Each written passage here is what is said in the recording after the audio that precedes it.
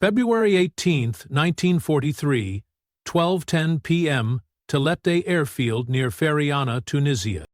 Black smoke rises from burning crates as U.S. ground crews torch what they can't carry.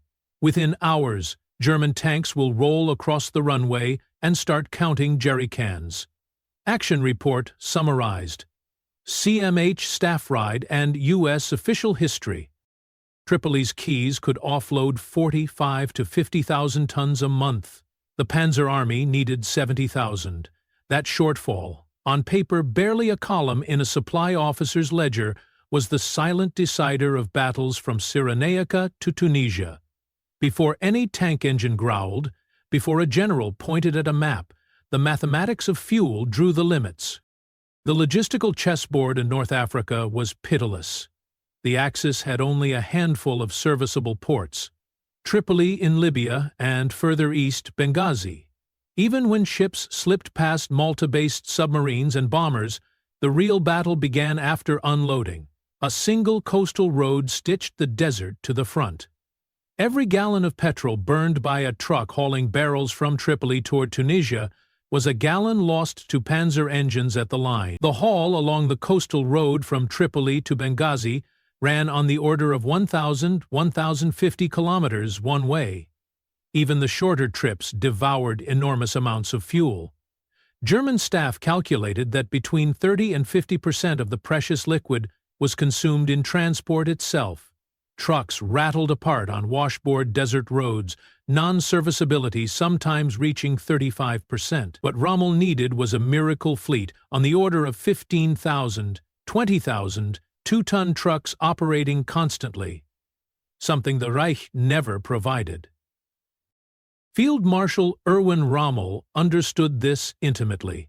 In his letters home and his post-war memoirs, he returned again and again to the same refrain: shortage of petrol.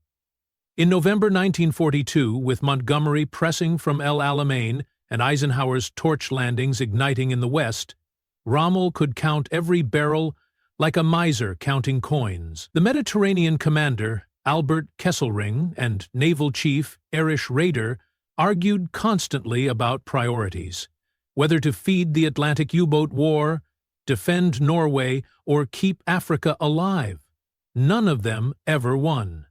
The desert was always last in line. The contrast was staggering. In the best months of 1942, Axis deliveries might reach 72,000 long tons, barely enough to scrape by. Across the Atlantic, the United States was producing millions of barrels of crude oil per day. The Allies fought with a fire hose of supply, the Axis with an eyedropper. It would be easy to caricature the Axis as bunglers of logistics, but the truth is more unforgiving.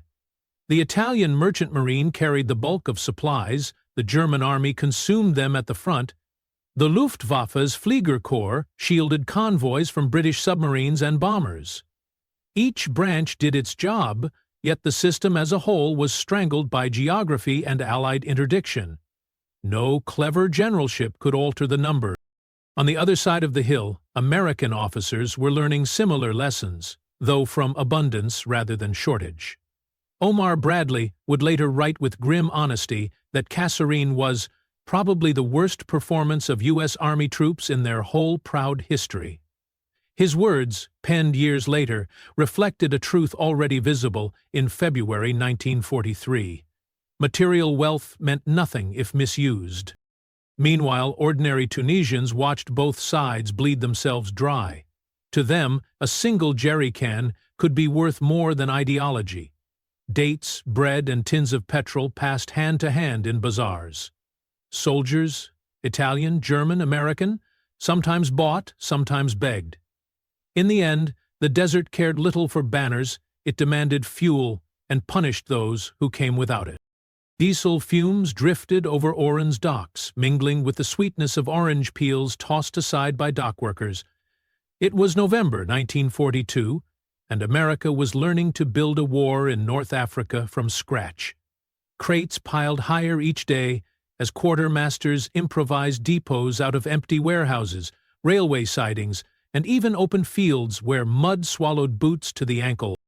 The Allied landings of Operation Torch had brought General Kenneth Anderson's British First Army east from Algeria, with the U.S. II Corps under Major General Lloyd Fredendall forming the southern wing.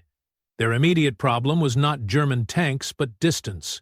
From the ports at Oran and Algiers to the Tunisian front stretched 800 to 1,000 kilometers of primitive roads. Every supply convoy, whether laden with gasoline or rations, had to crawl that distance through mountain passes and winter rains. Trucks bogged down, axles snapped, fuel evaporated into thin air as engines idled in mile-long traffic jams. The early American depots were fragile things. By mid-November, the stockpiles at forward points like Tebessa, Speletta, and Thelept barely existed. By February 1943, they held thousands of tons. But that accumulation came painfully slow. A U.S. official history later admitted to sluggish movement caused by bad weather and worse logistic problems. The rain of January turned Algerian roads into rivers of muck, halving truck throughput and fraying tempers in every command post. The contrast across the lines was sharp. The Germans and Italians, holding Tunis and Bizerte, had the advantage of short supply routes by sea or air bridge from Sicily. General Hans-Jürgen von Arnim's 5th Panzer Army could reinforce Tunisia with units that traveled less distance than an American convoy from Oran to the front, yet their advantage was deceptive. Every Axis shipment risked interception, and even successful convoys unloaded into ports with limited capacity. Still, the effect was felt in the field. The Germans could concentrate their 10th and 21st Panzer divisions quickly, while American units, stretched along endless supply routes, often waited for fuel to arrive before they could maneuver. It is tempting to imagine American depots overflowing with limitless supplies, but the reality was humbler. In early Tunisia, each dump was a thinly guarded cluster of barrels and crates, vulnerable to a single raid or airstrike. Fuel sat exposed to weather and theft. Ammunition sometimes arrived without fuses or rations without cooking fuel. The Allies' industrial wealth was real, but it had not yet arrived at the sharp end. The lines of responsibility added to the friction. Anderson, as First Army commander, held the theater authority. Fredendall's Second Corps guarded the southern approaches through the mountains toward Kasserine. British 6th Armored Division and French XIX Corps under Alphonse Juin were tasked with blocking northern passes like Sviba and Tala. Coordination between these commands was imperfect at best. Orders were delayed or contradictory. Units shifted positions without their neighbors fully aware, leaving seams that von Arnim was quick to probe. From the German perspective, the opportunity was obvious. Von Arnim concentrated his armored divisions for short, sharp thrusts aimed directly at Allied depots. Capturing fuel dumps meant more than taking ground. It meant feeding the panzer columns for the next move. Every barrel mattered in Tunisia's zero-sum logistics war. On the American side, Colonel Paul Rabinet of the 1st Armored Division remembered the frustration vividly. In his memoir, Armor Command, he described mud-clogged roads and unclear orders that left his combat command guessing where to concentrate. Trucks skidded into ditches. Bulldozers labored to clear routes that would soon wash out again. To Rabinet, the war in Tunisia was less about maneuver and more about wrestling trucks and supplies through a hostile landscape. Yet amid the chaos, there were moments of quiet humanity. French dock workers at Oran and Algiers, many of them still wary of their recent Vichy overseers, found common cause with American stevedores. In drizzle and wind, they shared cigarettes and cups of bitter coffee while shifting crates. Language barriers gave way to gestures and laughter. In these small acts of cooperation, the coalition that would eventually grind down the Axis was already forming. One crate, one convoy, one muddy mile at a time. February 14, 1943. Dawn broke with sleet slashing sideways across the Tunisian highlands. Out of the gray mist rolled the armored spearheads of the 10th and 23rd Panzer Divisions.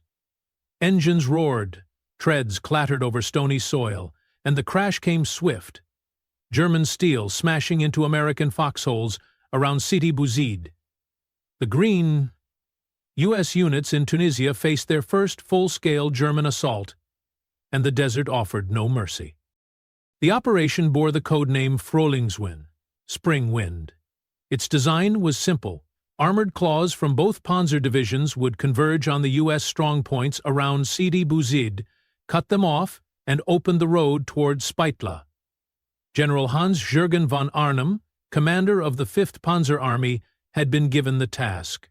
Field Marshal Erwin Rommel, still technically in charge of Panzer Armee Afrika to the south, coordinated with him uneasily. Their command relationship was strained. Rommel's reputation and instincts clashed with von Arnim's methodical style, but for this operation they shared the goal of throwing the Americans off balance before the Allies could stabilize their bridgeheads. The Americans were deployed in isolated islands of resistance. Major General Orlando Ward's 1st Armored Division had been stretched thin, its battalions dug in on hilltops with little mutual support. When the German armor hit, the results were predictable. Panzers swarmed between strongpoints, cutting off pockets of infantry. Communications faltered in the sleet. In one of those pockets, Lieutenant Colonel John K. Waters, son-in-law of General George S. Patton, was taken prisoner. It was a bitter irony. Patton's family blood, captured in America's first real clash with the Wehrmacht. By February 17, Frühlingswind had gutted the U.S. positions around Sidi Bouzid.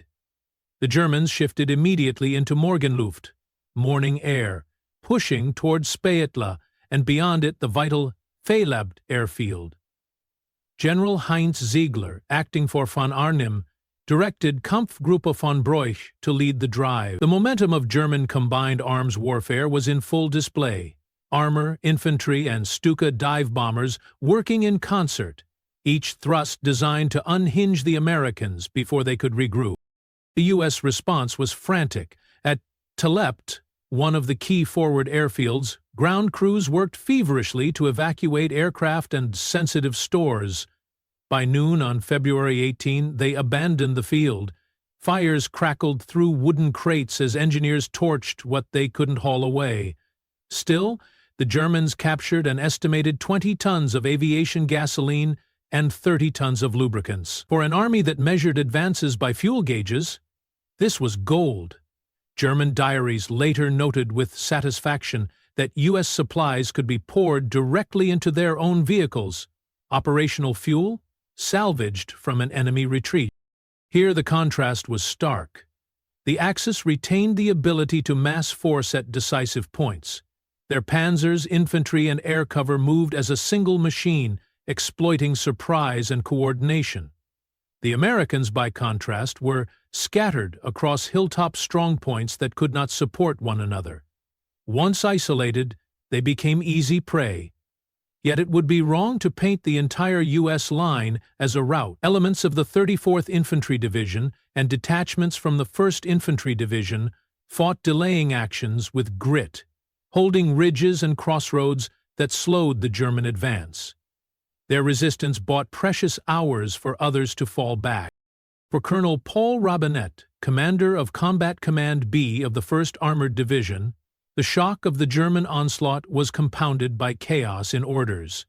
His memoir, Armored Command, seethes with frustration at being pulled in different directions while the front collapsed.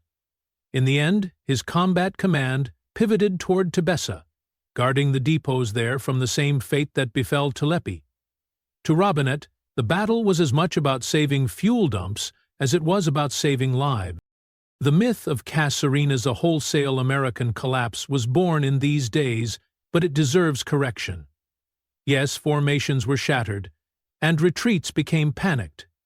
But alongside them stood units that did not break, officers who improvised, and soldiers who fought bitterly, even as they were overrun. It was a trial by fire, not a simple rout. As the Germans rolled into Telept, U.S. ordnance troops set demolition charges in warehouses. Some stopped to explain, in halting French to local farmers, why their olive groves would soon echo with blasts. Then the fuses hissed, and the dumps erupted in flame. To deny the enemy, they scorched the land behind them. Smoke curled into the Tunisian sky, mingling with the acrid smell of burnt oil and the silence of another ground lost. The line had buckled. The road to Kasserine now stood open. Rommel would later reflect that in North Africa, tactics were decided by the petrol gauge. It was no flourish. Every thrust, every halt, every gamble in the desert traced back to fuel. And in February 1943, at Kasserine Pass, the gauge seemed for one fleeting moment to tip in his favor. On 19 February, the Afrika Korps assault group lunged toward the mountain defile of Kasserine. Rommel had gathered what remained of his striking force, elements of 10th and 21st Panzer divisions, mixed with Italian units and battle groups, under commanders like Friedrich von Broich. The plan was bold: smash through the American defenses, seize the road network beyond, and capture Allied dumps before they could be torched. Fuel and ammunition were as valuable as terrain. Inside the pass, Colonel Alexander Stark hastily organized his Scratch Stark Force, a patchwork of infantry, artillery, and engineers, to buy time. Combat Command B of the 1st Armored Division, under Paul Rabinet, shifted again toward Tebessa, its commanders seething at contradictory orders that seemed to pull him in two directions at once. To the north, the British cobbled together Nick Force, under Brigadier Cameron Nicholson, holding the approaches to Thala, and scattered along the pass itself were American and French units, struggling to hold under relentless pressure. The Germans came on with practiced momentum. Panzers rolled forward, supported by dive bombers shrieking down the canyon walls. Stark's defenders fought stubbornly, but by 20 February the Axis spearheads had burst through. Behind the advance came scouts, engineers and quartermasters, searching not only for roads but for barrels. They found them.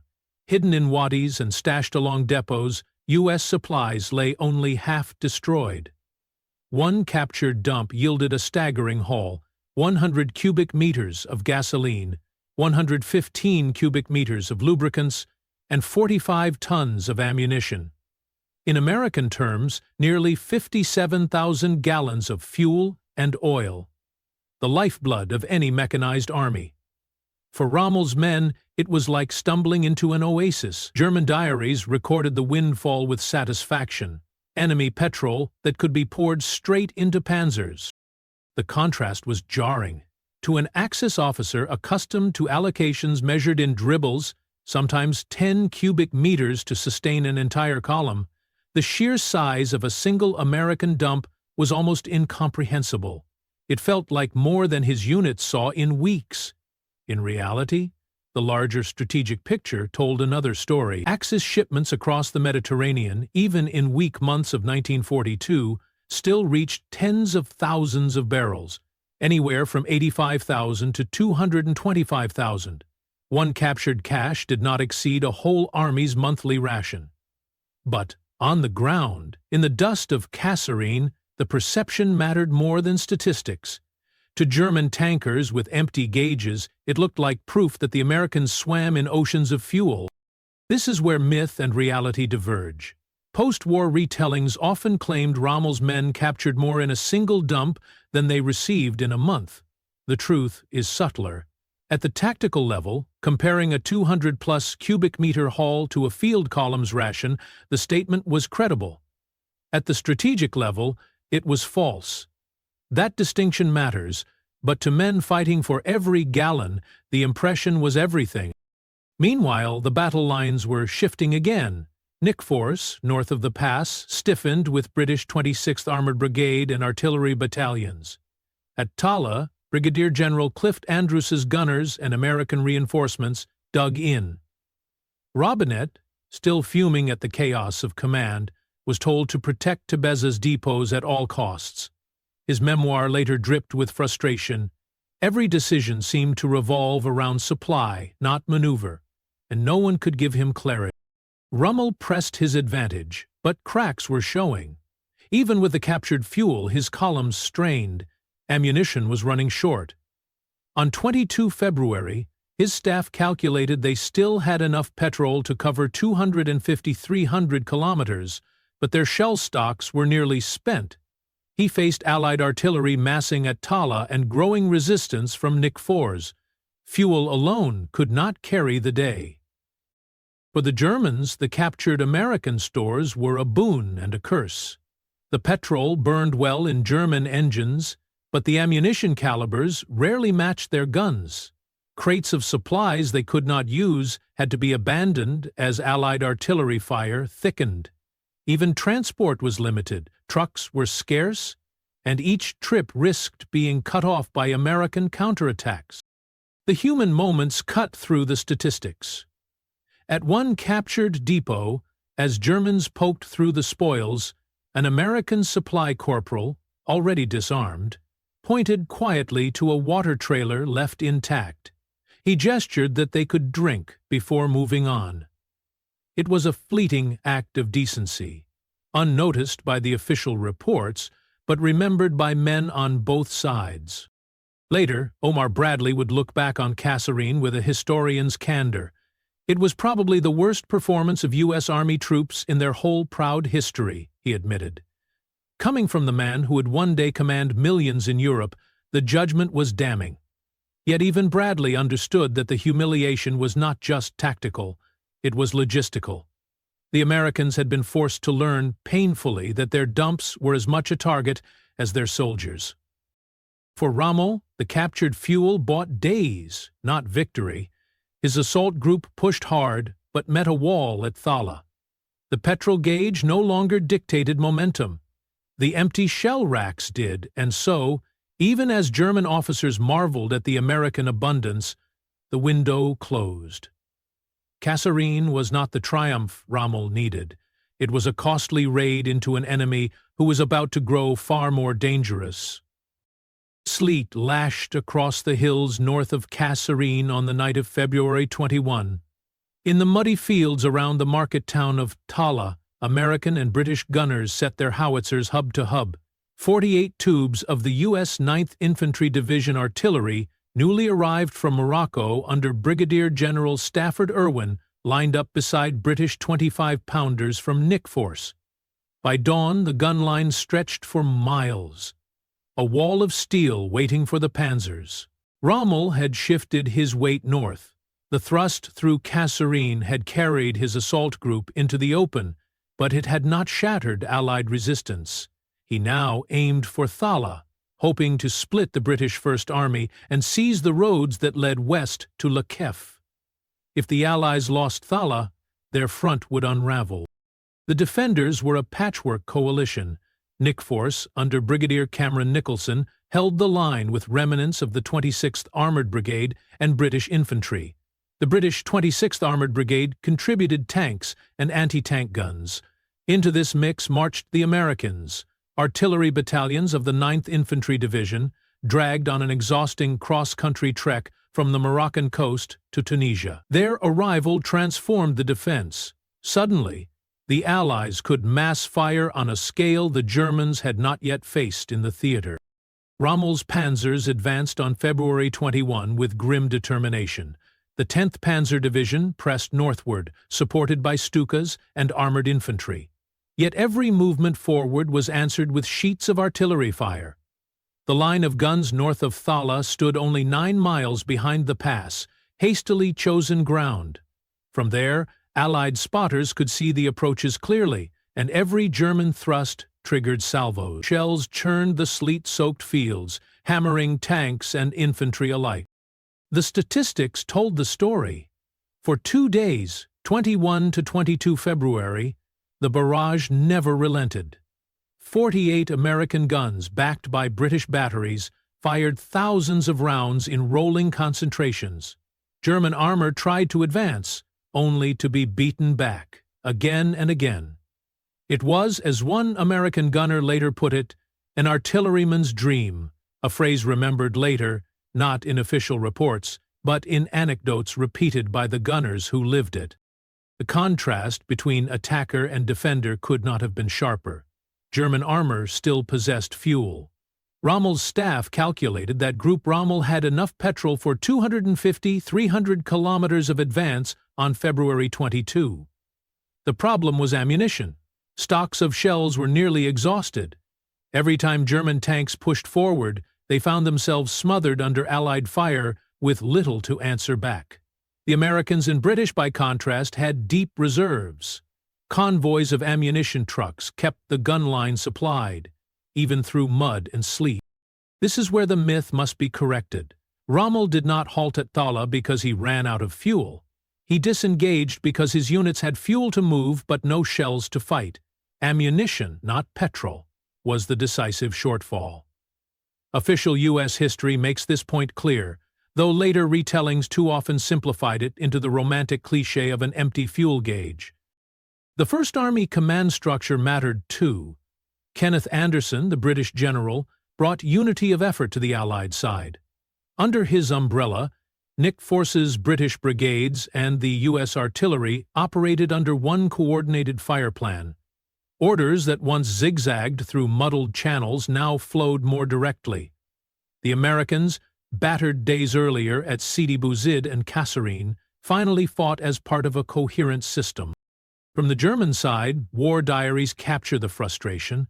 Officers recorded losses under unprecedented artillery density. Panzer crews who had rolled across France and Russia muttered that Tunisia felt like facing a fortress. The abundance of Allied fire was not simply a tactical problem, it was psychological.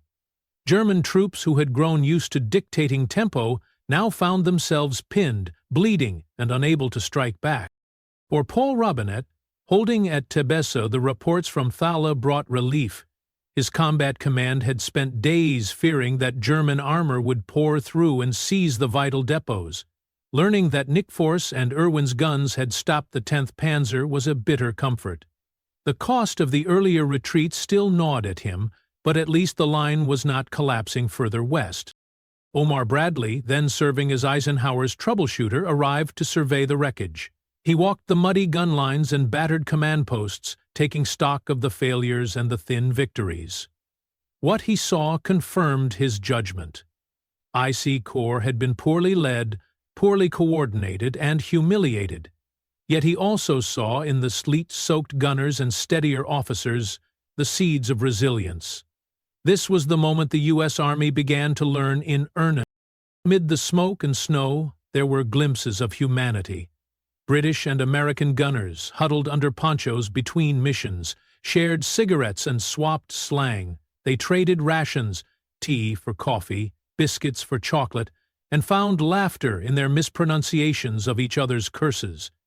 Coalition warfare was rarely elegant, but in those cold exchanges of warmth and humor, it became real.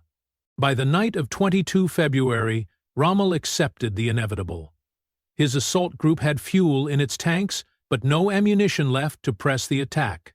The artillery wall at Thala had broken his momentum. He ordered a disengagement. The dream of cutting through to Le Kef died in the sleet, smothered under Allied guns. For the Americans, the Battle of Thala was a turning point. Days earlier, they had been humiliated at Sidi Bouzid. Now, shoulder to shoulder with the British, they had delivered a blow that stopped the Desert Fox cold. The lessons were bitterly bought, but they would shape the U.S. Army's growth for the rest of the war. It was probably the worst performance of U.S. Army troops in their whole proud history. Omar Bradley's later judgment of Kasserine was unsparing, and it cut to the bone. The defeats of mid-February left Second Corps retreating westward, its morale shaken, its reputation tarnished. Yet from those ashes came the reforms that would turn a green American force into a sharper instrument of war.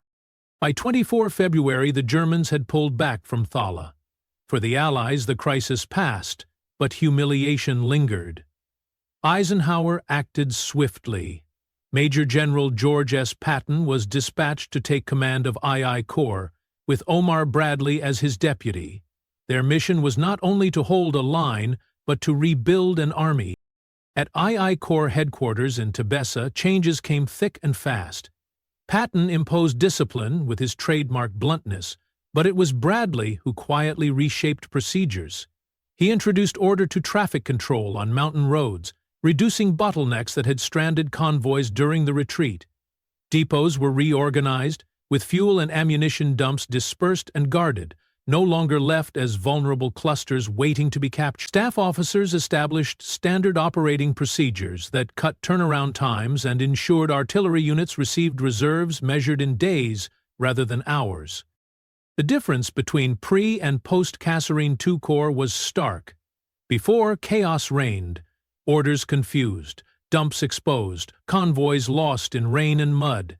After, redundancy and security became mantras. Ammunition was stockpiled in depth, road nets were mapped and controlled, communications between British and American commands improved, smoothing out the frictions that had plagued coordination in the past. It is tempting to cast this transformation as the work of Patton alone, but the myth deserves checking. Patton provided energy and a sharp edge, but reforms owed just as much to Bradley's meticulous staff work and the contributions of Allied partners who had learned their own hard lessons. The rebuilding of II Corps was a collective achievement, not a one-man show. Meanwhile, the Axis faced its own reckoning. Allied air power, now concentrated and relentless, cut into the lifelines from Sicily and Naples. Operation Flax, launched in early spring 1943, targeted Axis transport aircraft in what became known as the Palm Sunday Massacre. German and Italian units in Tunisia felt the squeeze not just from the ground, but from the sky. Fuel and ammunition, once stolen from American dumps, now ran out before they reached the front. Personal experiences captured the shift. Bradley recalled in his memoirs the quiet satisfaction of seeing supply columns moving with purpose and predictability instead of confusion. Robinette, still smarting from Kasserine, wrote doctrine notes stressing the need for armor to operate in close coordination with artillery and logistics. The scars of February shaped his thinking for years afterward. Even the smallest human encounters reflected change. In Tebessa, a Tunisian mechanic showed American soldiers how to keep trucks running in mud with improvised repairs, packing wheel hubs with goat fat when grease was scarce, or welding broken frames with scrap metal. What had begun as a coalition of strangers was slowly becoming a coalition of problem solvers, learning from one another as much as from manuals. By spring 1943, Cook would fight again at El Guatar, no longer green and unsteady but hardened by failure and reform. The humiliation of Kasserine had been necessary tuition, and the bill had been paid in blood. One captured American dump at Kasserine contained 100 cubic meters of gasoline and 115 cubic meters of lubricants, about 57,000 gallons in all. To German officers used to allocations of 10 cubic meters for an entire column, the scale was staggering. A single cache seemed to exceed what their units received in weeks. For the Afrika Korps at the tactical level, this was a windfall. German diaries and ultra-intercepts alike show columns eking out existence on dribbles of fuel, sometimes begging for 10 or 20 cubic meters just to keep moving.